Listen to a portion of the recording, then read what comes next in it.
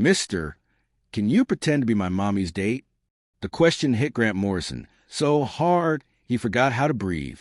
Before we continue, please tell us where in the world you're tuning in from. We love seeing how far our stories travel. Grant had been restocking the children's section of Morrison's Books, his small independent bookstore on Main Street, when the front door slammed open with enough force to rattle the bell overhead. A little girl, no more than 7, came charging inside like she was being chased by something invisible but terrifying. She didn't slow down. She didn't hesitate. She ran straight up to Grant, grabbed a fistful of his flannel shirt, and looked up at him with wild, desperate eyes. "Mister, please," she said breathlessly. "You have to help me. Can you pretend to be my mommy's date? It's an emergency. Like a really big one." Grant froze. He was holding a copy of Charlotte's Web, halfway to the shelf, when his brain completely shut down. In 8 years of running the bookstore, he'd dealt with flooded bathrooms, late distributors, angry customers, and one memorable incident involving a ferret someone tried to sneak in under a jacket. But this was new. From the reading corner, his 8-year-old daughter Holly looked up from a stack of picture books she'd been meticulously reorganizing. "Dad," she said helpfully, "I think that girl needs help." Grant knelt down so he was eye level with the child. Something in her expression, pure panic, barely contained, triggered that deep parental instinct he'd never been able to turn off, even with kids who weren't his. "Okay," he said gently. "Slow down. What's your name? And where's your mom?" The girl sucked in a huge breath, and the words spilled out like a dam breaking. "My name is Kennedy. My mom is Simone. She's at the cafe next door with my dead dad's parents, and they brought her old boyfriend. Not really her boyfriend. He was my dad's friend, and they're trying to make her date him, and Grandpa Frank and Grandma Patricia keep making her cry, and I heard them saying they want to live with them, and I'm really scared." Grant blinked. Twice. His brain snagged hard on dead dad and refused to process the rest. Before he could respond, the bookstore door flew open again. "Oh my God, Kennedy and Fletcher." A woman rushed in, face flushed with embarrassment. "You do not run away like that." "I'm so sorry, sir. She's been watching too many romantic comedies. We're leaving right now." She reached for Kennedy's hand. Kennedy dodged behind Grant like he was a human shield. "Mom, please," she pleaded.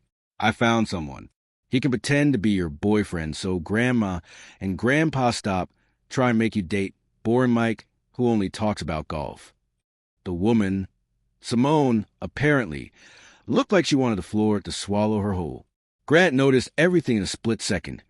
Her dark hair pulled into a rushed ponytail, slightly crooked glasses, the tension in her shoulders, the exhaustion in her eyes.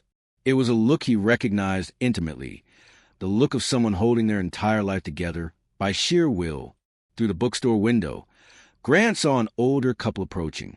The moment Simone spotted them, her face drained of color. Something inside Grant made a reckless decision. He stood up. "How long do you need me to be your date?" he asked. Simone stared at him like he'd lost his mind. "Excuse me?" Grant shrugged, forcing a casual tone he absolutely did not feel. "Your daughter asked for help. I'm offering. How long do we need to sell this?" Kennedy's face lit up like Christmas morning. "Just lunch," she said quickly. "They're buying. Please. My mom really needs this." Holly appeared at Grant's side. "Dad," she said eagerly, "can I come too? I've never seen you on a date before. This sounds educational." Grant rubbed his face. Simone looked between Grant, her daughter, the approaching couple, and made what was clearly a desperate choice. "Okay," she said. "Yes. Thank you. We'll explain later." Right as the older couple walked in, Simone grabbed Grant's hand and plastered on a smile. "Oh, there you are, Kennedy," the woman said. "We were worried." Her eyes shifted to Grant. "And who's this?" Simone squeezed his hand painfully. "Mom, Dad," she said, voice tight, "this is Grant. We've been seeing each other." The next hour was surreal. They walked next door to a cafe where boring Mike was waiting, and visibly deflated when Grant was introduced as Simone's boyfriend. Frank and Patricia asked endless questions. How long had they been dating? Where did they meet? What did Grant do for work? Kennedy and Holly bonded instantly, whispering and giggling like conspirators. At one point, Kennedy announced loudly, "Mom smiles way more now." Holly nodded. "Yeah, Dad talks about Simone all the time." Grant nearly choked on his drink. He improvised a story about meeting Simone at the library, which, awkwardly, was partly true. She worked there. He went there. They just never talked. The lies blended too easily with reality. Halfway through lunch, Grant noticed Simone twisting the wedding ring on her finger. He glanced down at his own hand. Laura's ring still sat there. Their eyes met, and something unspoken passed between them. A quiet recognition of shared loss, shared loneliness. "It's good to see you moving forward, Simone," Patricia said softly. "Jason would want you happy." Simone smiled through shining eyes. After lunch, Frank pulled Grant aside. "If you're serious," he said quietly, "treat them right." "I will," Grant said, meaning it more than he should have. When the grandparents finally left, Simone collapsed against the bookstore wall. "I can't believe we did that." Grant smiled faintly.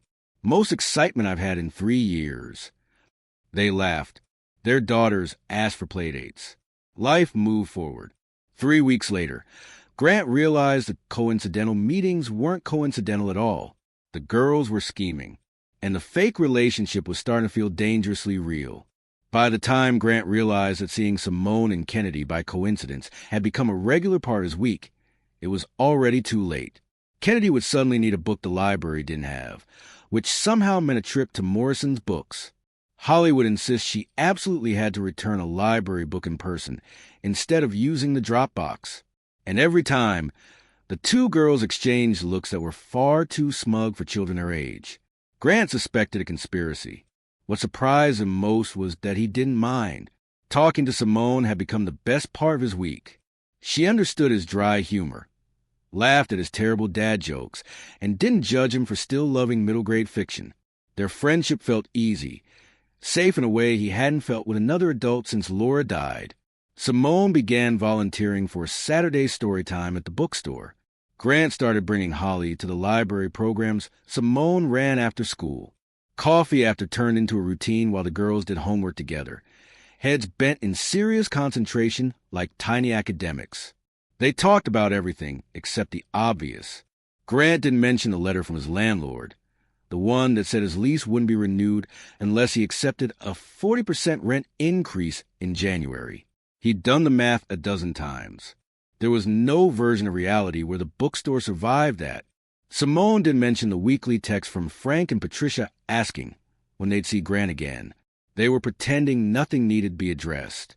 Until the phone rang. They were at the library one afternoon when Simone glanced at her screen and went pale. "It's Patricia," she whispered. "Oh, God." Grant leaned closer. "Answer it.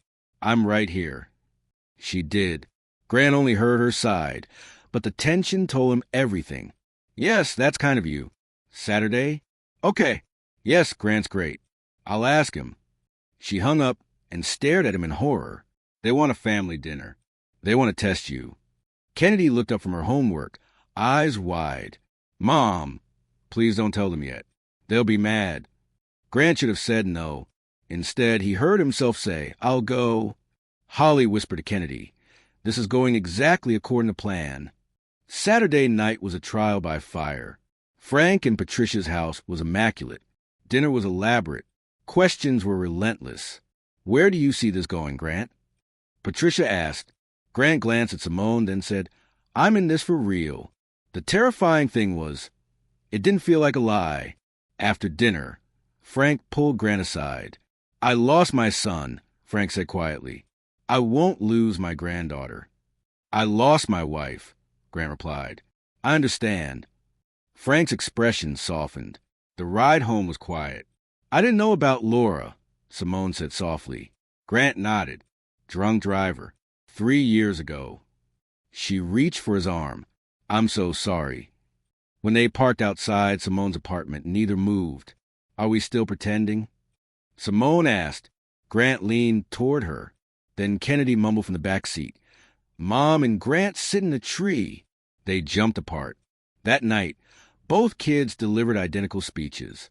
"Just tell her," Holly said. "You smile real around him," Kennedy told Simone.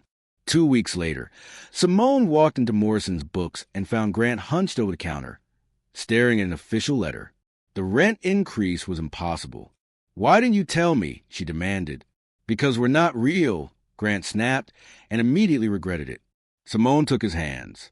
"It stopped being fake for me weeks ago." Grant swallowed hard. "I've been half in love with you since the first day." They admitted everything: fear, grief, love. "Yes," Simone said, "I want this to be real." The next day, Frank and Patricia confronted Simone at the library. The truth came out. Grant walked in with Holly. "This started as an act," he said. "But I love her." Patricia sighed. "We were afraid she was alone." "So was I," Simone admitted. They cried. They talked. They healed. Then the library director overheard. "We want to partner with Morrison's books," she said. "We can help." And they did. 6 months later, the bookstore survived. Grant arranged books to spell out, "Simone, will you marry me?" She said yes through tears and laughter. The wedding was half library, half bookstore. Laura's photo stood beside Jason's. The rings moved the chains around their necks. Holly and Kennedy argued over who planned it better. "We're geniuses," Kennedy announced. Grant laughed. "Sometimes the best love stories start with a terrified child asking a stranger for one impossible favor, and a man brave enough to say yes."